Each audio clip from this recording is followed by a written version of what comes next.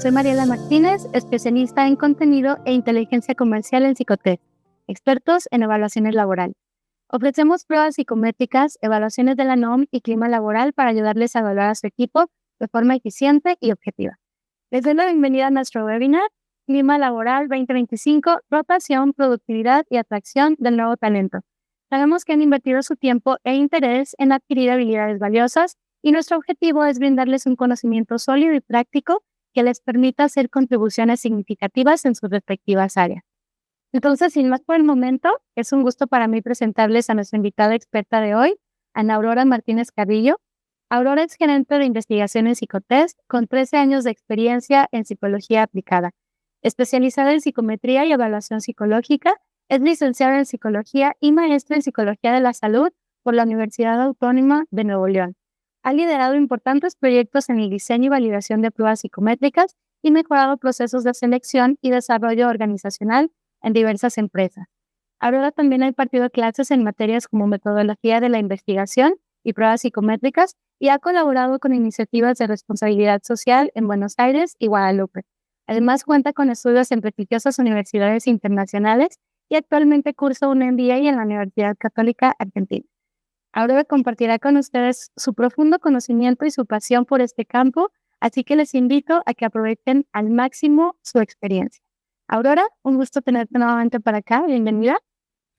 Hola, muy buenas tardes a todos. Un gusto estar aquí con ustedes. Y pues bueno, el tema del cual vamos a estar hablando el día de hoy va a ser clima laboral, rotación, productividad y atracción del nuevo talento. Y bueno, quiero arrancar con esta frase que me encantó, que dice: un clima laboral positivo no solo retiene talento, sino que potencia la productividad y atrae a los mejores profesionales. La verdad que es un tema retador y no en el sentido de que sea un tema difícil, incluso justamente esto es lo retador, que es un tema que nosotros como recursos humanos hemos escuchado tanto y ya lo sabemos, que mi reto aquí es de verdad poderles proporcionar algo que a ustedes les ayude a sumar a su trabajo. Entonces, uno de mis propósitos con esta presentación es poder como que presentarles datos específicos o estadísticas para que ustedes puedan todavía conocer a profundidad. Entonces, pues vamos a iniciar.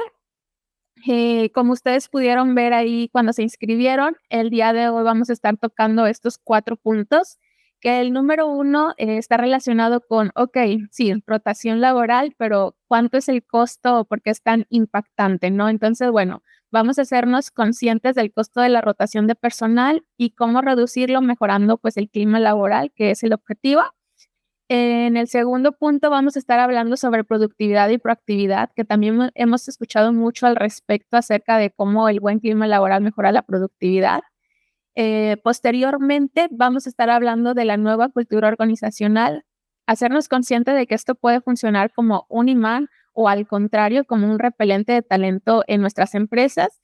Y obviamente, sobre todo ahora con la generación Z, que ya saben que buscan las opiniones de absolutamente todo, ¿no? En redes sociales, a través de incluso de las páginas, cómo lo empiezan a implementar, por ejemplo, Indeed o Glassdoor. Entonces, pues bueno, vamos a estar abordando ese punto también.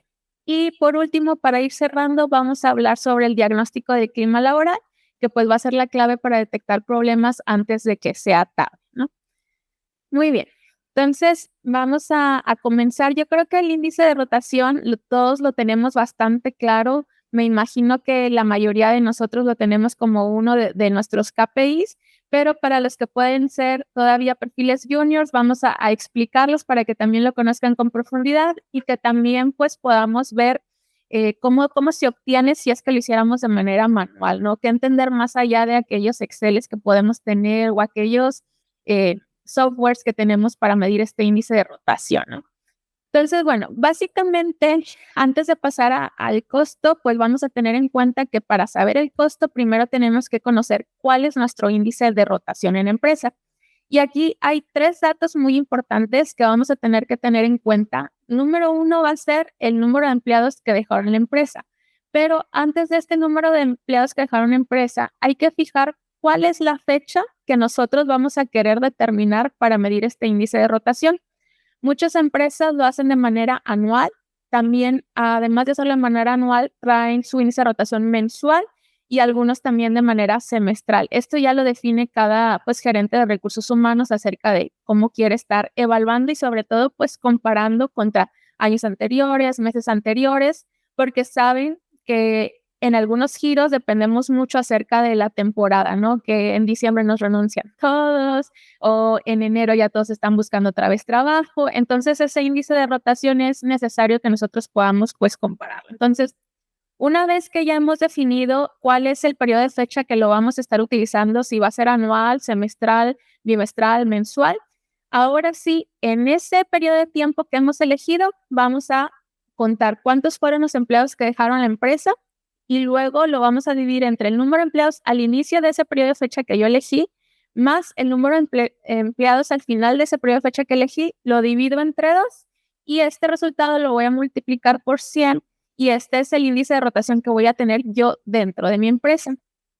Hace unos años, cuando yo empezaba en este mundo de recursos humanos, siempre había escuchado que el índice de rotación ideal, o sea, que tu índice de rotación era saludable siempre y cuando estuviera en el 10% o por debajo, que esto era como el ideal y te hacía sentir que tu empresa estaba de una manera con un buen ambiente laboral, con buenas prestaciones, con buen salario, ¿no?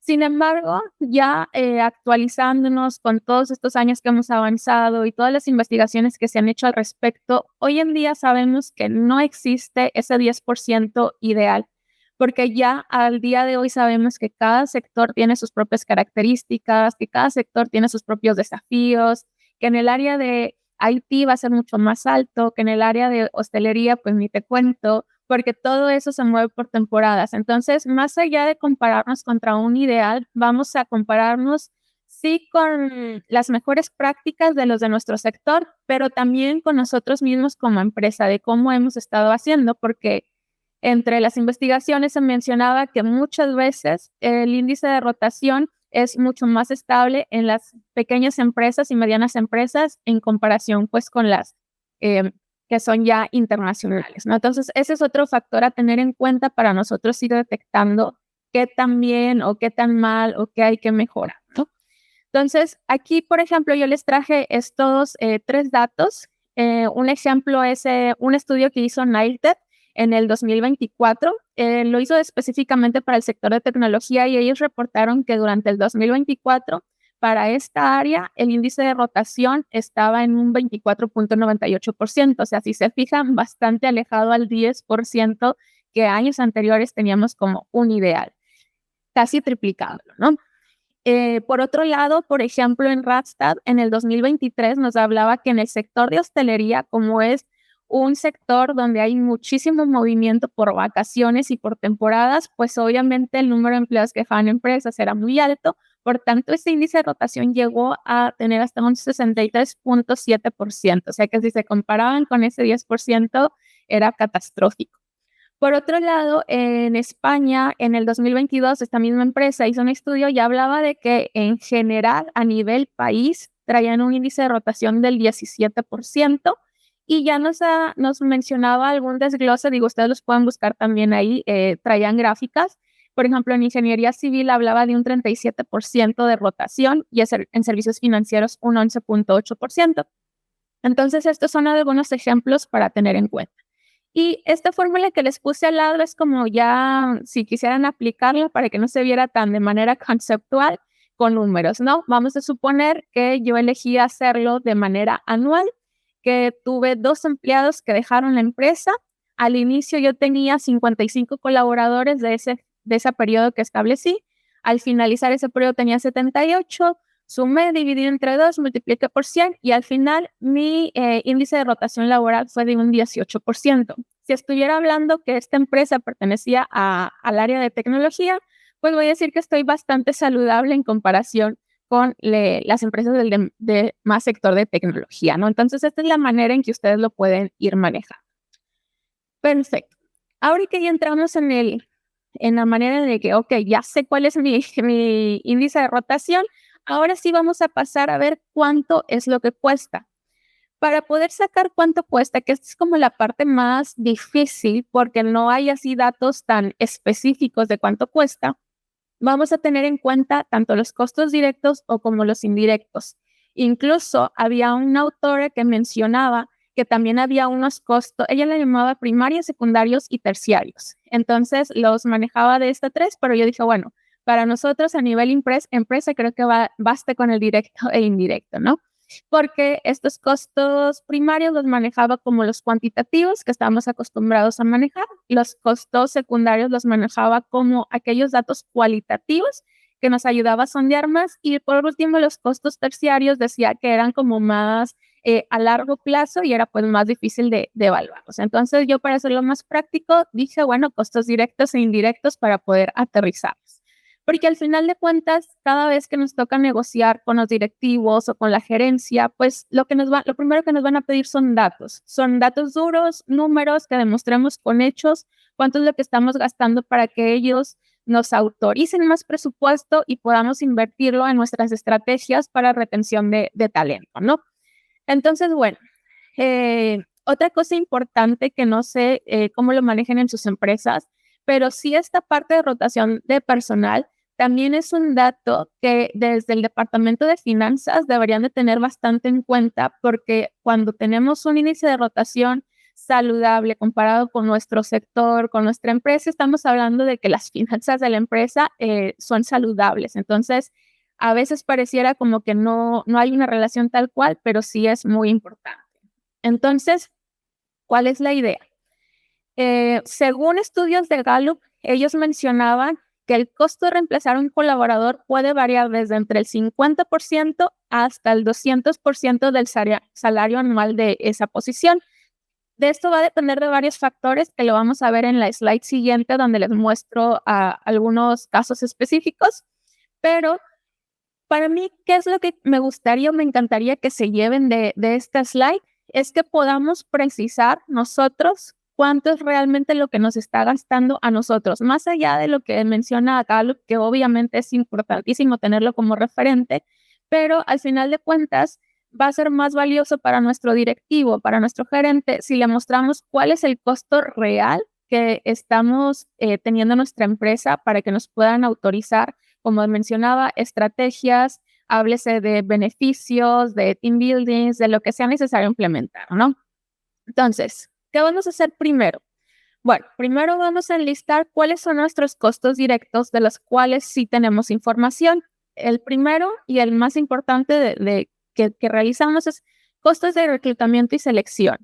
¿Qué voy a tomar en cuenta aquí? Voy a poner en mi tabla de Excel, ok, en publicación de vacantes, yo publiqué en OCC que la vacante está, voy a decir números aproximados, ¿verdad? Está como en 1,500 pesos mexicanos para una posición. ¿Sabes qué? Yo, además de OCC, también utilicé Indeed y le dejé un presupuesto, no sé, de 3,000 pesos para 2 semanas, ¿no? Además, resulta que soy una empresa que también recluta con reclutadores freelancers y a esto destiné un presupuesto de 2,000 pesos, ¿no? Y eso sí nos fue bien, ¿verdad? Porque sé que también tenemos empresas donde a veces no se da presupuesto y te toca estar reclutando en grupos de WhatsApp, en grupos de Facebook. Y bueno, todo esto tenerlo en cuenta, ¿no?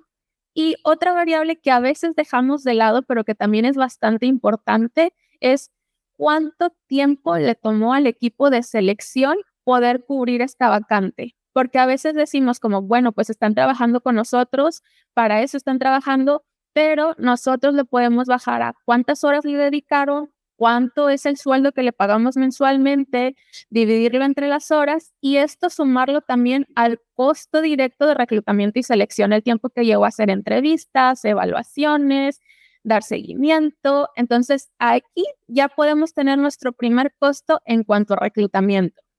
Paso número 2, porque no se queda solo aquí. Paso número 2, ¿cuánto nos está costando entrenar y capacitar a esta nueva persona? ¿Cuánto tiempo es de la inducción, de capacitación? Si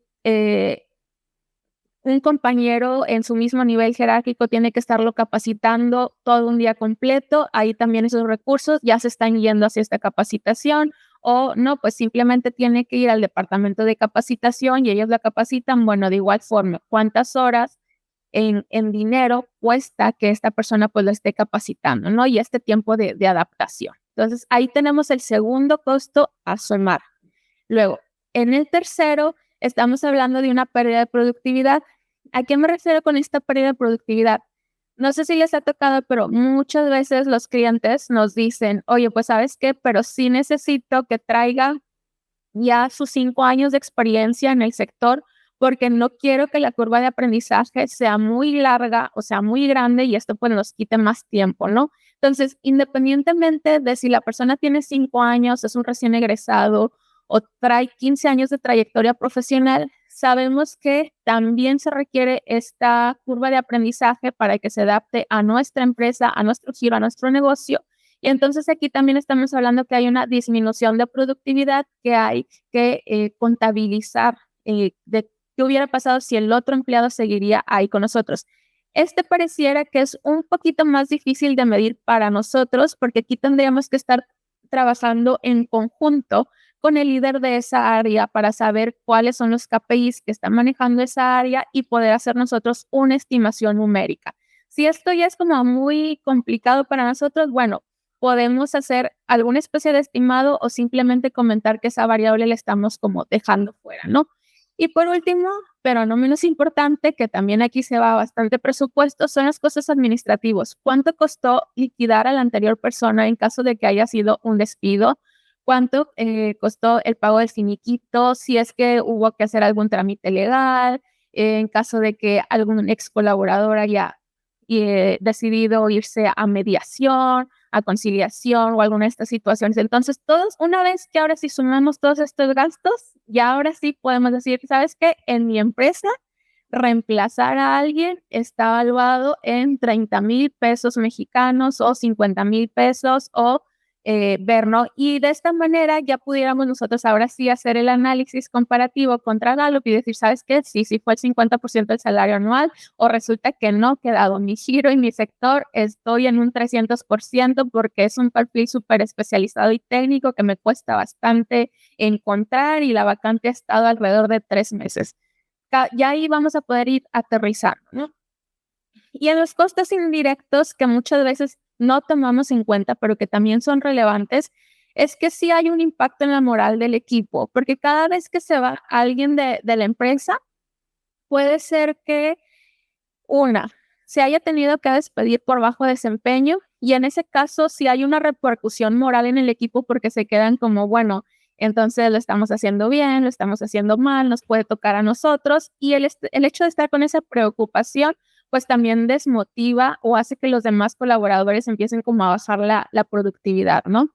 De igual forma, si el colaborador renunció porque así lo deseó por otros motivos, igual muchas veces entre los compañeros se puede quedar esa sensación como, bueno, pero ¿qué habrá pasado? ¿Encontró otro trabajo que le pagara mejor o cosas, ¿no? Entonces, sí impacta en la moral del equipo. Obviamente y por supuesto que tenemos los casos donde era, no sé, vamos a hablar de que un empleado que ya traía una baja productividad y que a veces también tenemos esos casos donde el equipo dice, ay, bueno, está bien, ahora hay que continuar, ¿no? Entonces, bueno, ese es un impacto moral en el equipo, que este es más difícil de medir porque se parece un poco al de cómo disminuye la productividad de ese equipo y a veces a nosotros no sabemos realmente cómo se está evaluando esa productividad, ¿no? Entonces, para los que sí puedan tener ese dato, genial, y para los que no, bueno, nada más saber que también se tome en cuenta. Otro dato que está relacionado con lo que hablábamos de capacitación e inducción, un poco relacionado, es que cuando se va un colaborador de nosotros, estamos hablando de que hay una pérdida de conocimiento y experiencia, sobre todo en esos roles muy críticos o muy técnicos, o a veces esas personas que se fueron bueno, nuestras generaciones ya no nos toca jubilación, pero si todavía tenemos de la generación baby boomer, pues sí nos va a tocar que se jubilen. Y obviamente ahí es muy difícil que se pueda compartir toda esa trayectoria profesional, ¿no? Vi en la maestría una investigación de que una persona que ya le tocaba jubilar, lo hicieron trabajar con la inteligencia artificial para que fuera alimentando la base de datos y como que no se perdiera todo el conocimiento, ¿verdad? Es como un sueño utópico, pero lo estaban intentando hacer. Bueno, otro costo indirecto que tenemos es la interrupción del flujo de trabajo, porque pues si falta alguien, estamos hablando de que, oye, traigo un stopper o va a haber más se va a tardar más en realizar el trabajo porque hay menos manos trabajando, y entonces esto también pues nos irrumpe en cuanto a productividad. Otra condición, otro costo indirecto puede ser el entorno laboral poco estable, porque si está entrando y saliendo gente, se va a dificultar ese trabajo en equipo, y la cuestión organizacional se va a sentir algo como, pues ya llegó Juanito de sistemas, pero no sé cuánto tiempo se va a quedar. Entonces también pueden llegar a sentir como qué tanta información le comparto o no, porque no sé cuánto tiempo se va a quedar, ¿no? Y por último, puede deteriorar la imagen de la empresa. Ustedes saben que hoy en día si empiezan a decir como no, en tal empresa no trabajes o no hagas esto, pues ya le impacta a la imagen corporativa que nosotros queremos transmitir para que nuevos empleados quieran venir a trabajar con nosotros. Entonces, pues bueno, esta sería la manera de sacar el costo, ¿sí? Ahora aquí les puse unos ejemplos ya bajados. Este estudio lo hizo GEA de Partners, también se especializan en recursos humanos, y entonces ellos hicieron esta investigación que dice que los costos de reemplazo estimados para un personal de servicio o producción va de 40 a 70% del salario anual. Todos son de salario anual, ya nada más especifican el primero. Para los administrativos estamos hablando del 50 al 80%, para puestos especializados de 75 al 100%, para puestos que son especialistas altamente calificados ya estamos hablando del 100 al 150%, para profesionistas del 75 al 125%, y todo lo que son supervisores del 100 al 150%. Ellos no llegaron con ninguna de esas posiciones que mencionan al 200% que nos manejaba Gallup, pero por eso les digo, hay que aterrizarlo a nuestro sector, a nuestra empresa, para saber realmente si estamos llegando a una de estas estadísticas que ellos nos mencionan. Y aquí el primer paso que yo les digo, porque era importante para mí compartirles estadísticas, es que tengan datos numéricos que puedan compartir con gerencia o con dirección para la toma de decisiones, siempre basada pues en datos, ¿no? Muy bien. Bueno, ahora pasamos al segundo punto, que es la productividad. Es el reflejo del bienestar laboral. O sea, tú sabes, si hay un buen ambiente de trabajo, va a estar mejorando la productividad, vas a ver que las ventas son mayores, que hay mejores resultados. Entonces, si traemos una productividad no tan buena, vamos a empezar a detectar, a indagar qué está sucediendo, ¿no? Ya sabemos que esto le digo, estos son puntos que yo ya sé que conocen, pero ya sabemos que, por ejemplo, va a influir en el rendimiento en cuanto a motivación, en cuanto a compromiso, que si están muy estresados, obviamente va a disminuir la productividad, que si hay un buen clima laboral, va a haber una mayor colaboración entre el equipo. Y aquí abajo de cada uno de estos puntos, yo les ponía como, ok, bueno, si quieres, por ejemplo, saber cómo están en cuanto a motivación y compromiso, uno, me escuchaba yo a un conferencista que hablaba que no es lo mismo motivar a todo tipo de personal, o sea, no se vale como generalizar, y no porque no sea óptimo, sino porque, por ejemplo, hablaba de un caso en particular de que tenemos muchas veces en estas nuevas generaciones, o a veces ni siquiera nuevas generaciones, simplemente personalidades que tienden a ser más introvertidas, y nosotros suponemos que, como hemos leído en mil partes, que el reconocimiento es importante para nuestros colaboradores, entonces hacemos el empleado del mes, o hacemos como un premio para el mejor colaborador y frente a todos lo felicitamos, pero esto, en lugar de vivirlo como algo motivador o armonioso, lo vive como una situación de terror que no quiere volver a repetir. Entonces, para poder identificar qué realmente motiva a nuestros colaboradores, por ejemplo, podemos usar la prueba de Kafka para conocer qué busca él y qué tips nosotros como empresa podemos estar aplicando para este colaborador. Yo sé que cuando estamos hablando de clima laboral, ya no son candidatos que están por entrar a la empresa, pero si tenemos todavía ahí guardada la psicometría que le aplicamos en su momento, pues nos puede servir para darle una mirada y ver qué estrategias nos pueden servir para mantenerlos motivados y con ese compromiso adelante. En cuanto a reducción del estrés, pues ya sabemos lo típico del equilibrio laboral, que haya esa flexibilidad entre vida personal, trabajo, para que ellos se puedan sentir más felices. Y en mayor colaboración, pues enfocar nuestros esfuerzos en cuanto a dinámicas grupales, equipos, los team buildings, cualquier cosa que haga que se puedan unir más. Porque yo entiendo perfectamente que uno no va al trabajo a ser amigos, pero si tú confías en la persona con la que estás laborando, es más fácil que puedas confiar y que los proyectos salgan con mayor agilidad. Eso es súper clave para nosotros. Otra vez, datos y estadísticas. Ya les dije yo, mi pensamiento fue, necesito que ellos se vayan con datos para que puedan tener información y tomar decisiones, ¿no? Entonces, aquí en estos datos, en un estudio de Harvard nos decía que el 94% de los empleados con un ambiente positivo son más productivos. En un estudio de Gallup nos hablaba que empresas con niveles de satisfacción laboral ven un incremento del 20% en el rendimiento. En una colaboración que hicieron el MIT y Harvard, veían que los empleados felices incrementan las ventas en un 37% y la productividad en un 31%. Estas dos, por ejemplo, decía que era un estudio de arquitectura, de arquitectos, que a veces no lo tomamos nosotros tan en cuenta, pero un entorno, el ambiente físico bien diseñado, sí puede mejorar la satisfacción y la eficiencia laboral. Eso se me hizo como interesante porque no le había prestado atención, pero se me hizo un muy buen dato. Y aparte también especificaban los de home office, ¿no? Porque luego es como, ok, bueno, pero yo no sé cómo trabaja en su casa. En este estudio hablaban de que si hace home office, se demuestra que las personas que ventilan su área de trabajo en home office tienen mayor productividad y menor agotamiento. Entonces, eso también me pareció un muy buen dato para incentivar a que ventilen su área de trabajo a todos aquellos trabajadores que tenemos en home office, ¿no? Y bueno, por último, el World Economic Forum decía que las empresas que implementan políticas de bienestar para sus empleados logran reducir la rotación de personal hasta en un 25%. Entonces, bueno, ya con estos datos podemos seguir tomando decisiones y mejorando, ¿no?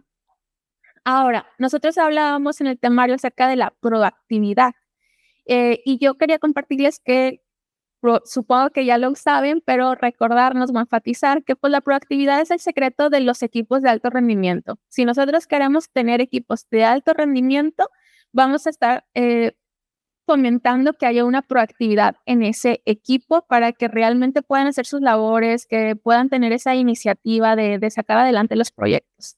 Entonces, ¿qué hacemos para fomentar la proactividad? Número uno, toma de decisiones autónomas.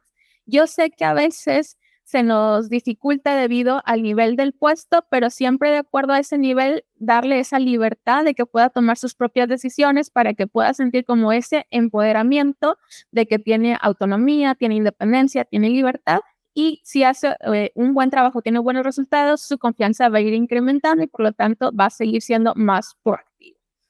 Otra cosa súper importante para fomentar esta proactividad es que vamos a promover una cultura de innovación y mejora continua. ¿A qué me refiero con esto? Yo sé que a lo mejor no estamos en un departamento de desarrollo, pero esto de promover la cultura de innovación es simplemente siempre estar abierto a escuchar nuevas ideas. Nuevas ideas como que Aurora.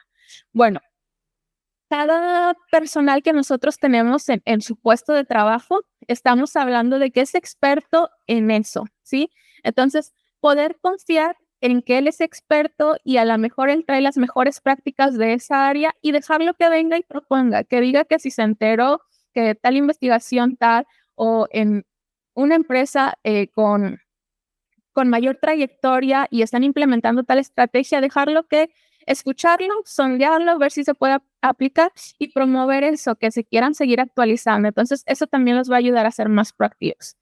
Y por último, para seguir fomentando la proactividad, estamos hablando de que hay que facilitar la comunicación para que ellos puedan venir con esas ideas, proponer, escuchar, y esto también reduciendo conflictos y malentendidos. Tratar de que la comunicación sea fluida y aquí muchas veces nos ayuda bastante poder dar talleres de comunicación asertiva porque a veces resulta que no traen buenas soft skills y ayudarlos con esto nos mejora también mucho la productividad y sobre todo nosotros pues poner el ejemplo, tanto como recursos humanos como los líderes, siempre dar un feedback constructivo para que ellos pues, hay una frase que me encanta que dice la palabra impacta pero el ejemplo arrastra. Entonces si yo me comunico de manera efectiva, obviamente los demás se van a aprender a comunicar conmigo también de esa manera. Entonces, bueno, estas son las maneras en que podemos llegar a tener ese equipo de alto rendimiento.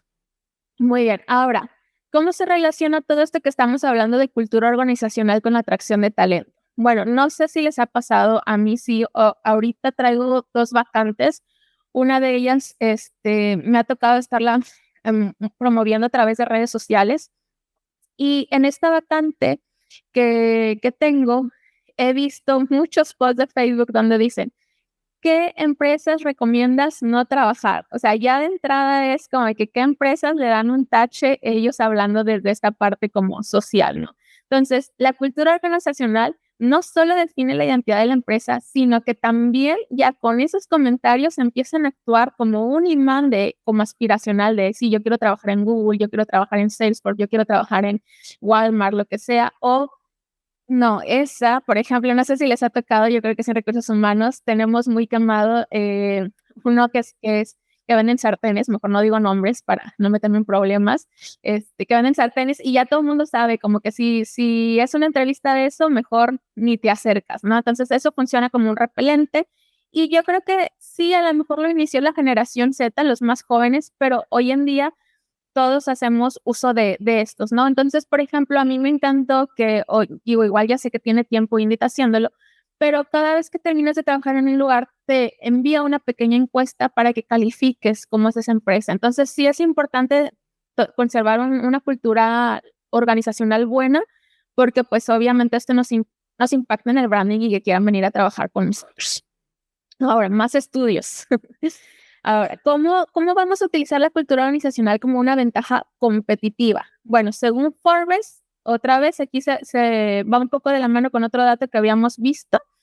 Según Forbes, decía que un buen ambiente organizacional puede reducir la rotación de personal en un 25%. Según Glassdoor, nos decía que el 86% de los profesionales no van a aceptar un empleo en una empresa con una mala reputación de cultura organizacional. O sea, si ya saben que ahí la cultura organizacional es mala, no van a querer postularse ni siquiera. Y según Gallup nos decía que el 33% de empresas con una fuerte cultura organizacional reportan ese dato en mayor compromiso por parte de sus colaboradores. Entonces, bueno, aquí llevamos más datos del por qué es importante este tema, ¿no? O hay que hacer algo.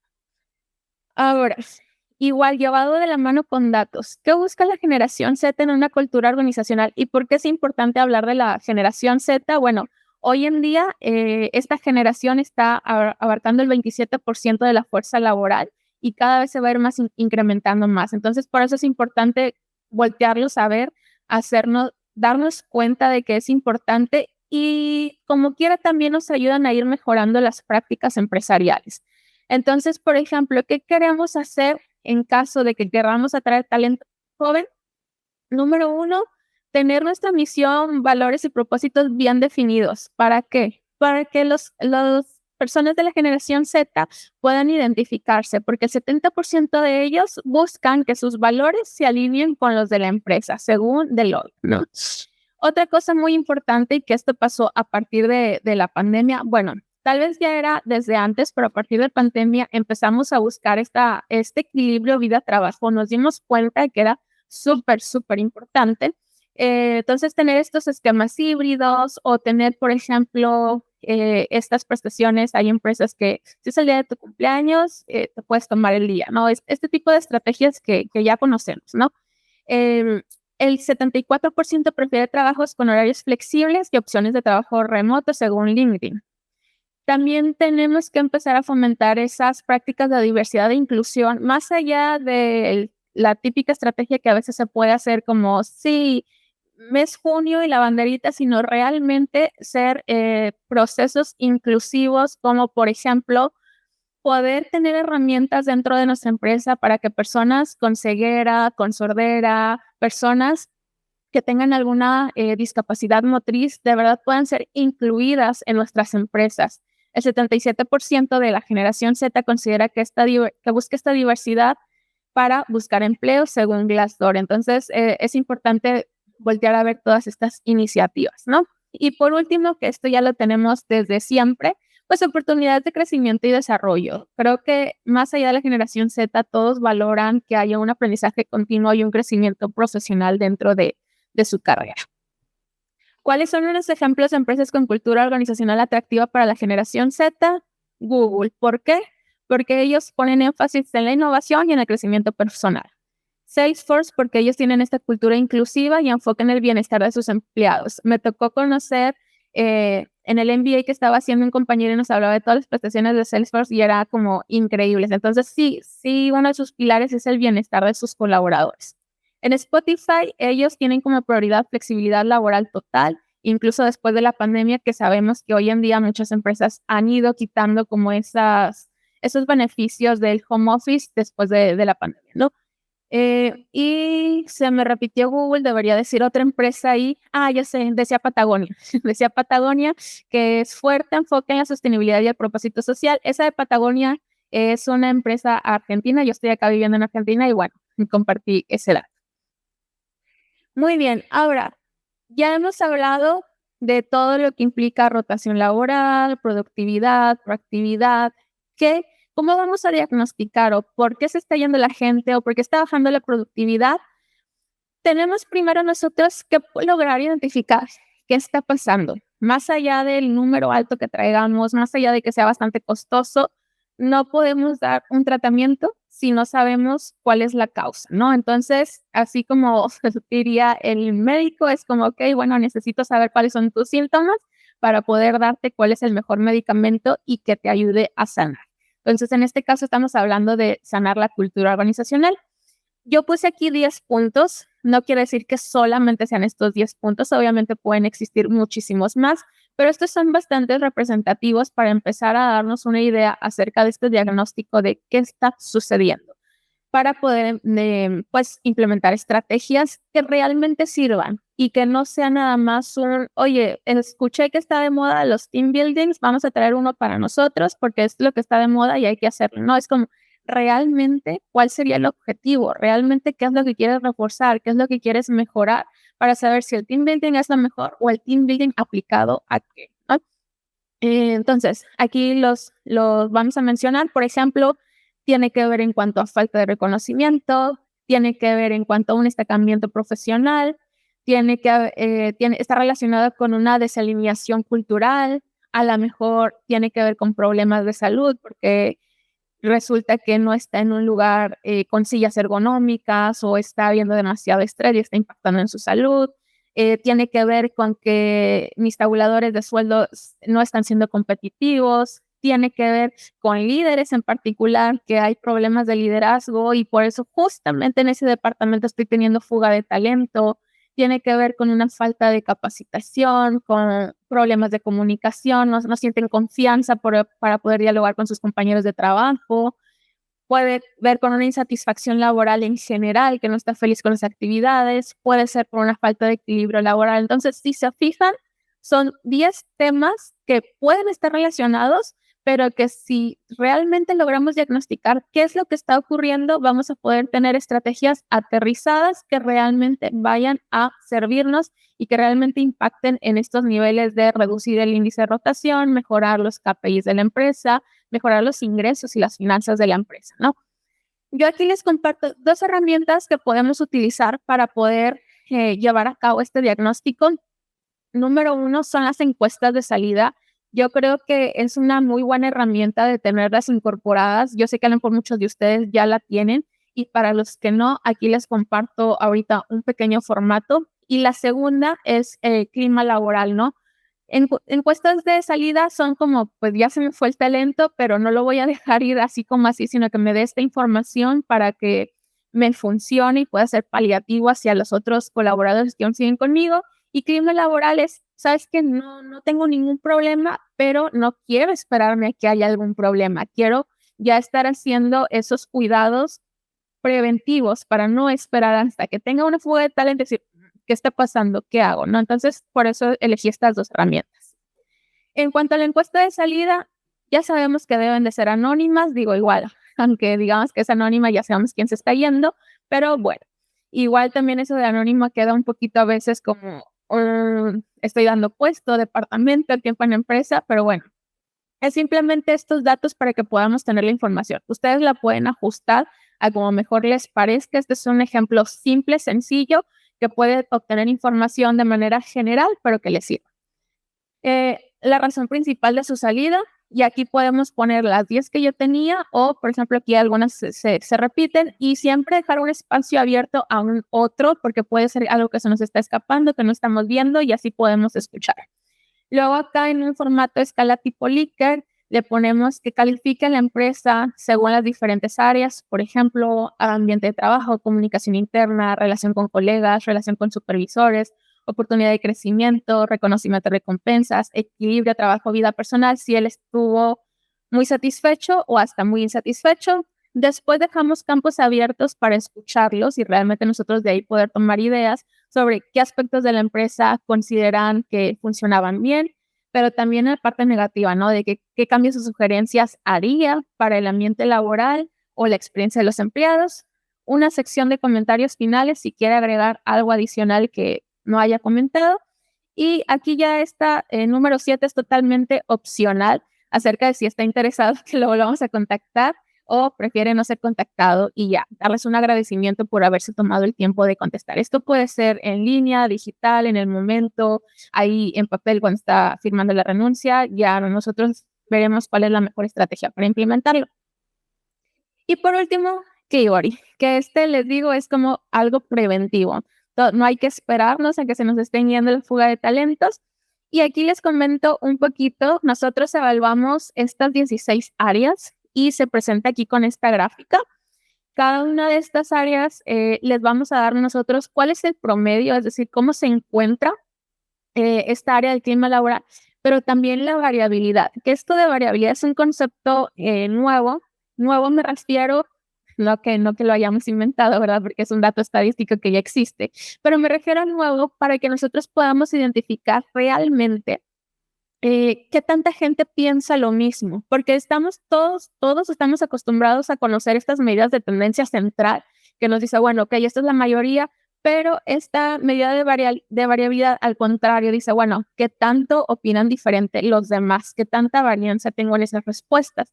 Entonces, por ejemplo, aquí tenemos el caso de que en ambiente físico dicen está súper bien, que se acuerdan del estudio de arquitectos, mejor productividad, todo está bien y hay una baja variabilidad. Entonces, si hay una baja variabilidad, quiere decir que sí, que todos están de acuerdo con que el ambiente físico está súper bien, buena temperatura, buena limpieza, buen equipo, etcétera, ¿no?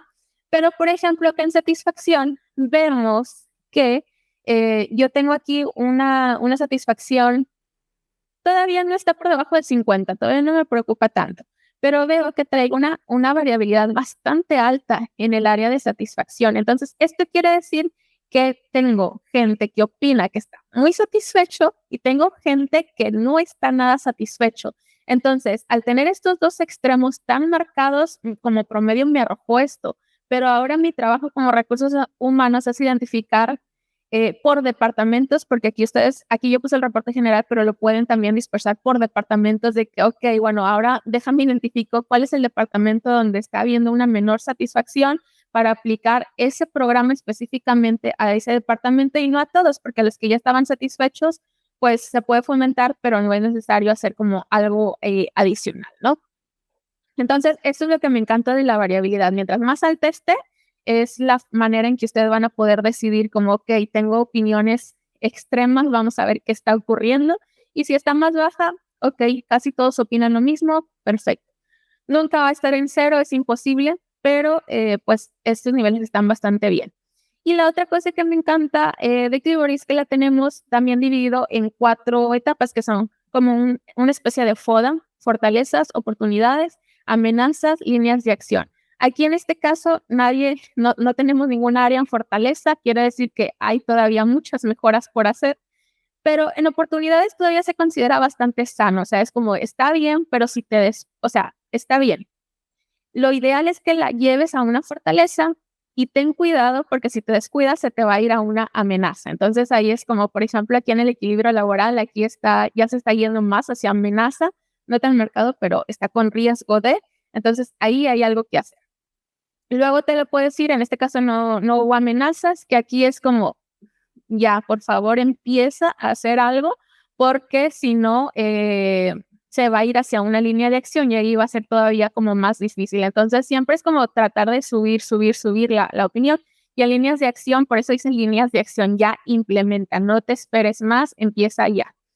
¿Qué es la otra cosa que me gusta? Que de cada una de estas 16 áreas que estamos evaluando en clima laboral, tú tienes un ejemplo, o sea, la definición, pero también las preguntas y cuánto porcentaje sacaron en cada una de ellas. Esto a mí me encanta de manera personal porque ya me hace tener la estrategia. A lo mejor a mí se me ocurrió que iba a ser una actividad para compromiso, sí, pero resulta que ya aquí con estas preguntas puedo ver específicamente qué es lo que quiero hacer de compromiso. Siempre van a estar ordenadas de mayor a menor.